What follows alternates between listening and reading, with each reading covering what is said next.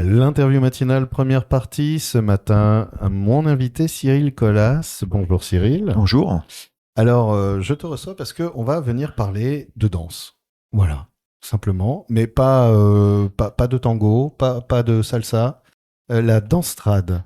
C'est comme ça qu'on dit, le bal Oui, trad. on appelle ça le bal trad ou aussi le bal folk en fait, suivant ce qu'on propose dans un bal. Un bal trad, c'est plutôt une région en particulier, alors qu'un bal folk, on va être plutôt sur un niveau France ou Europe au niveau des danses. Voilà. D'accord.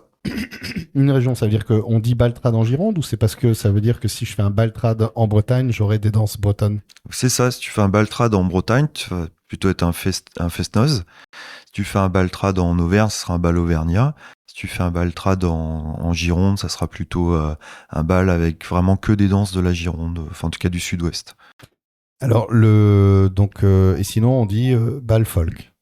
Alors voilà, si on peut imaginer quand on dit bal folk, on va faire un bal plus généraliste avec des danses de Bretagne, d'Auvergne, de Pologne, de Suède, etc. Voilà.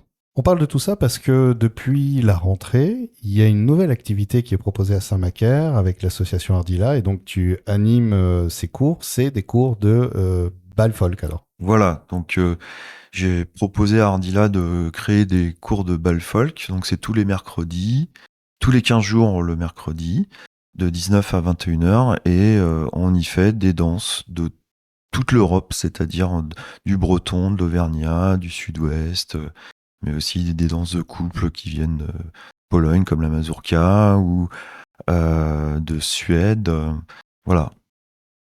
Comment c'est arrivé cette proposition? Toi, tu es arrivé dans la région il n'y a pas très longtemps, il y a 3 ans. Ouais.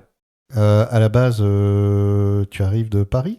Oui, avant je vivais à Paris, enfin je suis passé par Bordeaux entre-temps, et la vie m'a fait atterrir à Saint-Macaire, hein, vraiment par hasard, et puis à Saint-Macaire j'ai découvert qu'il y avait vraiment une vie de village, il y avait une culture locale, et ça m'a donné envie de m'insérer dans ça, d'apporter ma touche à cet édifice social, voilà.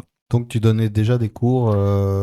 Ouais, à Paris, je faisais plus que donner des cours. J'avais créé une école, j'avais plusieurs cours de danse par semaine et j'organisais des bals, mais à un niveau presque professionnel, puisque j'organisais 2 à 3 bals par semaine et 2 à 3 cours de danse par semaine. Ah oui, d'accord. Ouais. Ok. Et tu continues cette activité à Paris à distance Oh ou non, non, non, non? j'ai arrêté. C'était- C'est quoi ta rencontre, toi, avec le bal folk, justement? Comment c'est arrivé dans ta vie? Parce que à la base, dans ton métier, dans ta pratique, t'es pas prof de danse. Non, alors moi je suis gestalt thérapeute, je fais de la psychothérapie et je suis arrivé dans le bal folk complètement par hasard. Je suis guitariste et un jour j'ai un copain qui me dit ouh là là, j'ai un fest-noz dans 2 semaines, notre guitariste a lâché le groupe, est-ce que tu peux le remplacer?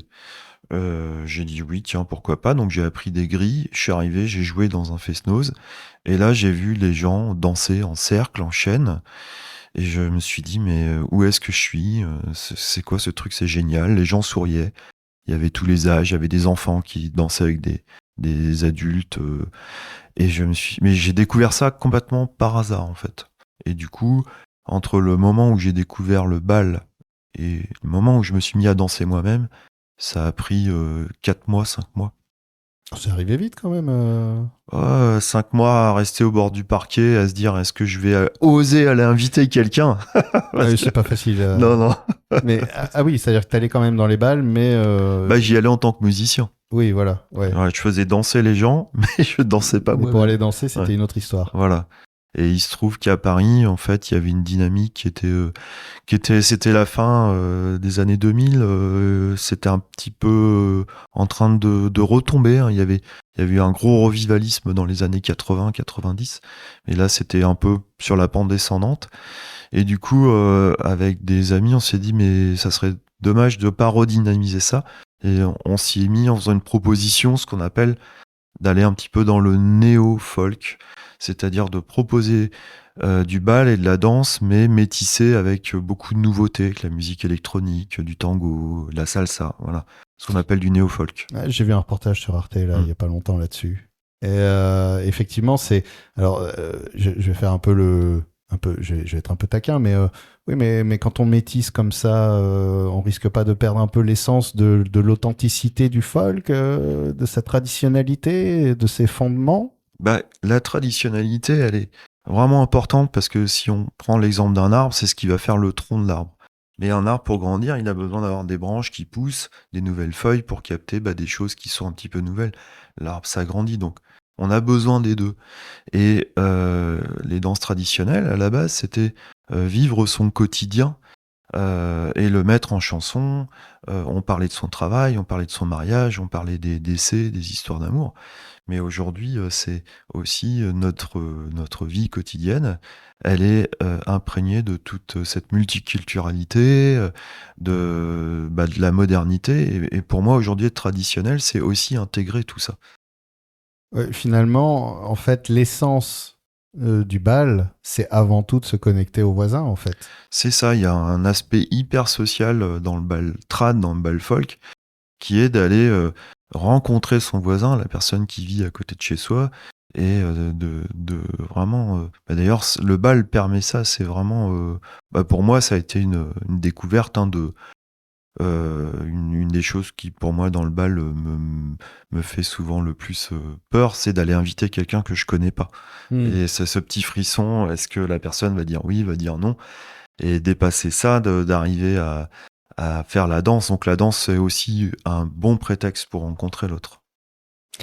Et alors, c'est justement parce que quand tu as monté cet atelier à Saint-Macaire, il y a cette envie justement de transmettre, d'entretenir la flamme. Il y a une scène de baltrade assez ancienne aussi en Gironde et assez dynamique, mais qui peut être comme ce que tu as vécu à Paris, c'est-à-dire qu'on a des gens qui arrivent, qui ont un coup de cœur, qui montent en place les balles, la transmission, etc. Et voilà, se pose la question de la transmission, c'est-à-dire que le temps passe, les générations prennent de l'âge, et arrive ce moment où on a besoin d'un nouveau souffle, d'un second souffle. Et ce qui m'intéresse, c'est, toi qui es là depuis 3 ans, qu'est-ce que tu observes de cette scène trad, justement, dans le Sud-Gironde?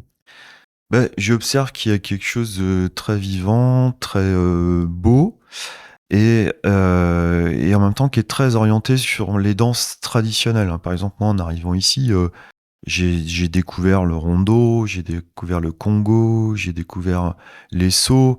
Pour moi, c'est pas des danses que je dansais le plus, puisque dans ce que je vivais à Paris, on était quand même sur des choses plus généralistes, avec des danses vraiment de toute l'Europe. Et, en même temps, moi, je me suis dit, ce qui me plaît vraiment dans le bal, alors j'aime beaucoup les danses traditionnelles. Ma danse préférée, c'est la bourrée d'Auvergne. Je peux dire que c'est ma danse. Mais ce que j'aime aussi, c'est toute la subtilité d'une danse de couple, d'une mazurka, du scottish ou d'une valse. Et je me suis dit, tiens, ça me manque un petit peu quand même. J'aimerais bien qu'il y en ait un peu plus. J'aimerais bien avoir un petit peu plus cette rencontre de la danse de couple. Voilà. Et du coup, je me suis dit, tiens, et si c'est ça qu'on amenait aussi à Saint-Macaire, un peu plus de danse de couple. Voilà. En parlant de danse, tu viens aussi pour parler d'une soirée de baltrade, de bal qui est à Saint-Macaire le 21 décembre. On va en parler rapidement et on continuera à parler du baltrad, du bal folk, de la danse folk. Non, il y a une différence danse folk, bal folk, non? Non, pour moi c'est la même chose. En tout cas, ceux qui ont envie un petit peu de venir goûter ça et parler avec leurs voisins et danser et découvrir, il y a les cours évidemment, et là vous pouvez directement entrer en contact avec Ardila, mais vous pouvez aussi, et c'est le premier pas, et je vous invite vraiment à le faire parce que j'ai découvert le baltrad il y a peu et j'ai été extraordinairement agréablement surpris par le côté chouette, gentil, bienveillant, inclusif de ces soirées. Il y en a une le 21 décembre, à quelle heure? À 20h30. À 20h30. 20h30, c'est le bal, donc il y aura 2 groupes vraiment de qualité pour le coup. On a fait une programmation de Noël, voilà. Et surtout à 18h30, il y a une initiation aux danses pour les gens qui connaissent pas. Et comme on a à cœur à Saint-Macaire, justement d'ouvrir le bal à des gens qui ne connaîtraient pas du tout, on fait un tarif famille, c'est-à-dire vous pouvez venir le papa, la maman, ou le papa, la maman, la maman. Hein, on est aussi à l'ère de l'inclusion. Et avec un enfant, et c'est un tarif de 10 € pour apprendre les danses, pour toute une famille. Voilà. Et ça, c'est à 18h30. Ouais. Et ça se passe à la salle des fêtes? Tout se passe à la salle des fêtes, un magnifique parquet qui rebondit bien, qui glisse bien.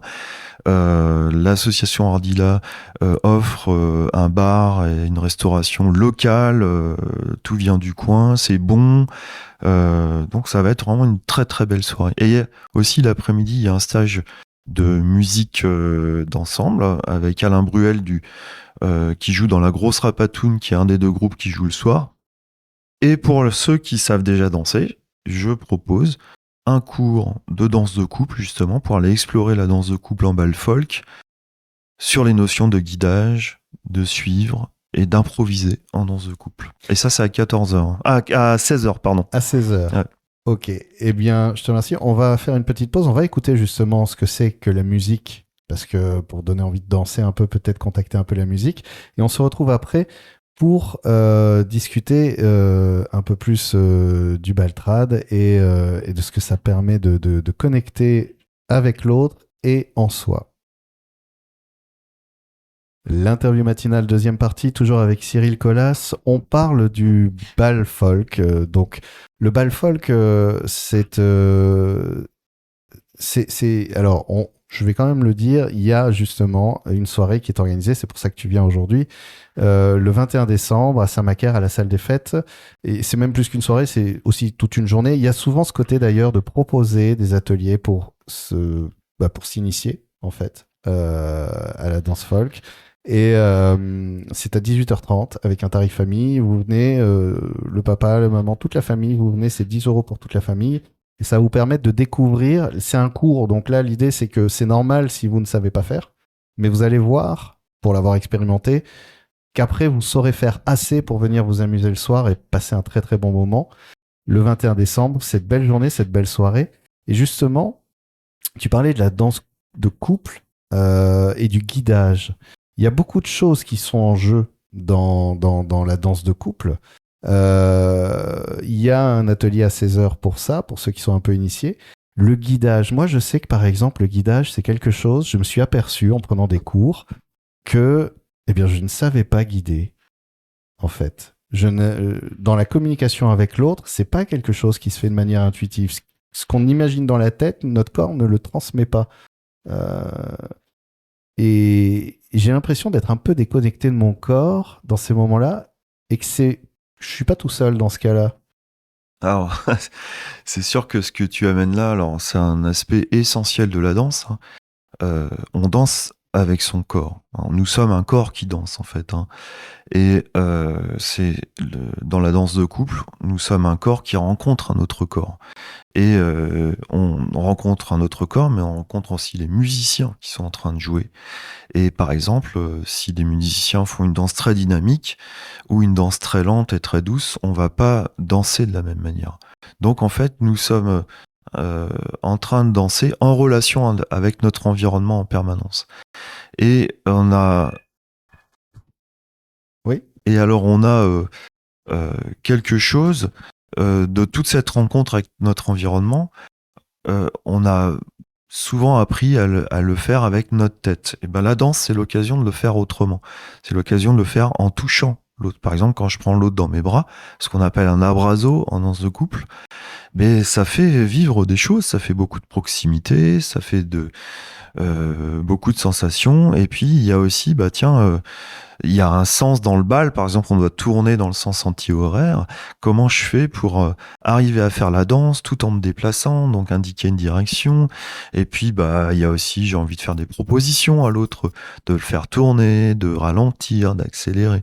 Et tout ça, ça demande de pouvoir communiquer, justement. Et cet enjeu communicationnel, on peut l'acquérir en dansant, mais surtout en se reconnectant à soi et en se reconnectant à l'autre. Et la danse, pour ça, elle est vraiment un médium incroyable, puisque la danse, c'est avant tout une histoire de connexion, de reconnexion. Savoir guider en écoutant l'autre et savoir être guidé Voilà, savoir aussi. guider, c'est savoir donner une intention, mais aussi, on peut pas donner si en face, on n'a pas quelqu'un qui a envie de recevoir. Donc, à recevoir, c'est... alors, moi, mon métier, c'est psychothérapeute, donc je peux observer que pour beaucoup de gens, recevoir, accueillir, c'est pas quelque chose de simple, hein. Ouais. Donc, accueillir l'intention de l'autre, voilà. Donc, la danse de couple, c'est vraiment cette rencontre entre deux personnes. Et je pourrais imaginer, quand je regarde les gens qui dansent, que ça ne parle pas que de danse.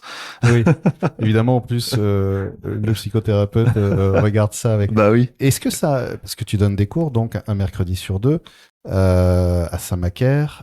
Et est-ce que, justement, ta pratique, tu y mets aussi de ton savoir en tant que psychothérapeute? Comment tu abordes ces cours? C'est pas juste des cours de danse. Enfin, t'as un autre regard, j'imagine. Alors, c'est des cours de danse parce que moi, bon, d'abord, la danse, j'aime ça. C'est aussi un loisir, hein. C'est une façon de me faire plaisir. C'est une façon aussi de partager ce plaisir. Donc, quand je vais transmettre les danses que je connais, j'essaye de rester dans une forme d'humilité. Et vraiment, j'ai à cœur de pas, justement, être dans le savoir sûr, dans une forme de hiérarchie, mais plutôt d'être dans une forme de partage, de dire voilà, en fait, on est là ensemble pour apprendre à être ensemble avec la danse, à se rencontrer avec la danse, et je propose la danse en fait comme une façon de créer du lien. Ça, pour moi, c'est important. Donc, la danse, elle est une facilitation du lien qu'il y a entre les gens. Et du coup, il y a toute cette dimension du plaisir. J'explicite beaucoup ce qui se passe dans la rencontre avec l'autre. J'explicite beaucoup, je soutiens que on fait ce qu'on peut déjà, et c'est déjà bien. Voilà, il y a quelque chose de vraiment... en tout cas, la pédagogie est basée plus sur la rencontre que l'acquisition de la danse. Et en général, on se rend compte, l'expérience que je fais, c'est que si on est moins, on on décomplexifie un peu la rencontre, en fait, la danse, elle se fait naturellement après. Puis c'est tout l'intérêt aussi de la danse, c'est qu'elle a ses propres codes sur lesquels on peut s'appuyer pour justement organiser la rencontre. Alors ça, c'est fondamental, et c'est ça qui est extraordinaire dans la danse trad ou la danse folk, hein, peu importe. C'est que il y a une simplicité. Chaque danse a un pas, chaque danse a quelque chose qu'on peut acquérir assez facilement. Il n'y a pas besoin d'avoir fait des heures et des heures de cours de danse. On peut même apprendre à danser juste en regardant les autres faire. Et c'est vraiment le gros avantage de ces danses-là, c'est qu'elles sont accessibles. Il n'y a pas besoin d'être doué. Non, on vient. Si on sait marcher en danse traditionnelle, on sait danser. C'est aussi simple que ça. Oui, puis en plus, elle est organisée de telle manière que, avant de se lancer dans la danse de couple, qui peut être parfois intimidante, il y a aussi des danses collectives qui sont assez, voilà, on se tient la main, on avance, on tac-tac, on fait des trucs.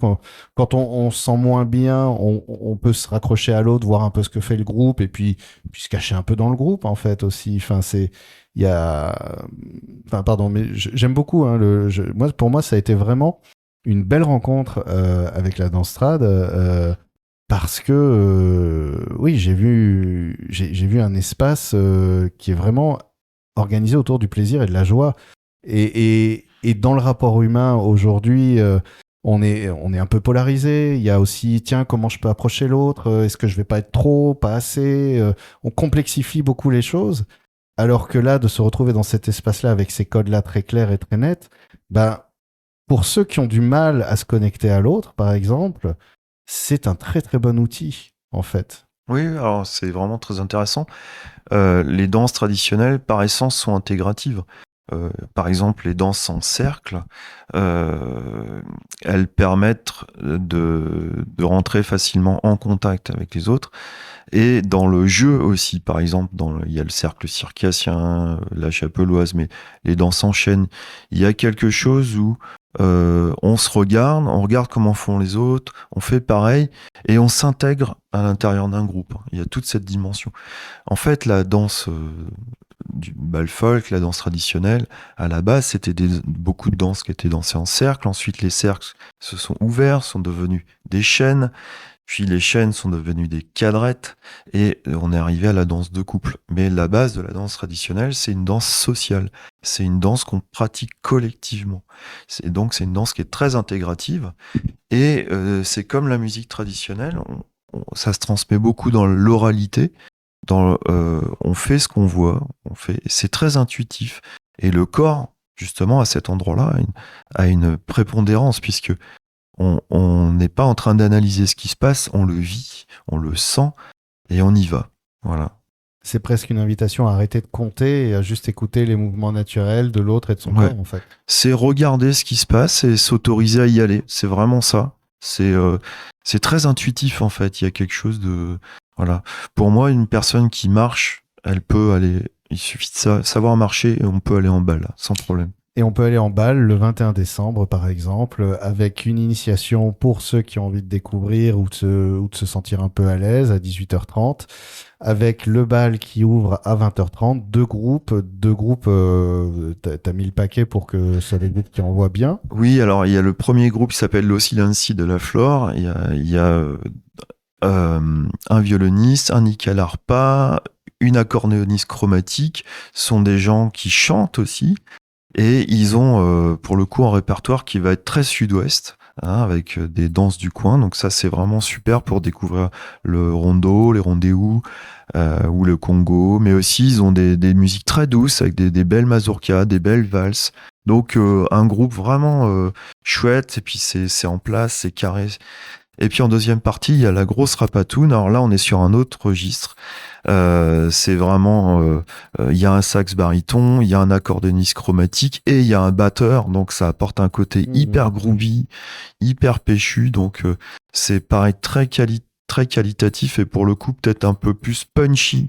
Mais donc on va avoir deux groupes, deux ambiances. Et là, ça permet vraiment de découvrir le bal avec des musiciens de qualité.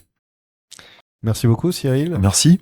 Et je rappelle que pour tous ceux qui ont envie d'enseignement, ils peuvent aller notamment sur le site d'Ardila, même pour s'inscrire, découvrir les cours qui sont donnés un mercredi sur deux à Saint-Macaire de 19h à 21h. Et rendez-vous donc le 21 décembre. Et on va écouter un extrait, justement, plus néo, juste pour découvrir un petit peu ce que c'est que le trad aujourd'hui, puisque c'est comme la société, il évolue avec.